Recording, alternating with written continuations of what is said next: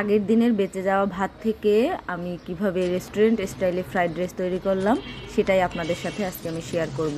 তো fried rice তৈরি করার জন্য আমি কিছু সবজি নিয়েছি, 3টা ডিম নিয়েছি, সামান্য হলুদের গুঁড়া এবং পরিমাণ মতো লবণ, পেঁয়াজ, রসুন এবং কাঁচামরিচ কুচি করে নিয়েছি। এরপর একটি কড়াইতে আমি পরিমাণ মতো রান্নার তেল দিয়ে তাতে পেঁয়াজ রসুন কুচিগুলো দিয়ে দিলাম। এগুলো একটু ভালো করে ভাজা হলে তাতে কাঁচামরিচ কুচি দিয়ে দিলাম। কাঁচামরিচ কুচি দিয়ে ভাজা হলে তাতে ফেটে রাখা ডিমগুলো দিয়ে দেব এবং সামান্য পরিমাণ মতো লবণ দিয়ে দিব। লবণ দিয়ে ডিমগুলো ভালোভাবে নেড়েচেড়ে ভেজে নিব। ভাজা হয়ে গেলে তাতে সবজিগুলো দিয়ে দেব এবং সামান্য হলুদের গুঁড়ো দিয়ে দেব। সবগুলো দেওয়া হলে এগুলো ভালোভাবে ভাজা ভাজা করে নিব। আমি ছোটোবেলা থেকে অপচয় করা পছন্দ করি না, আর খাবার নষ্ট করা তো মোটেই না। এই জন্য আমি সবসময় চেষ্টা করি পরিমাণ মতো রান্না করার জন্য এবং পরিমাণ মতো খাওয়ার জন্য।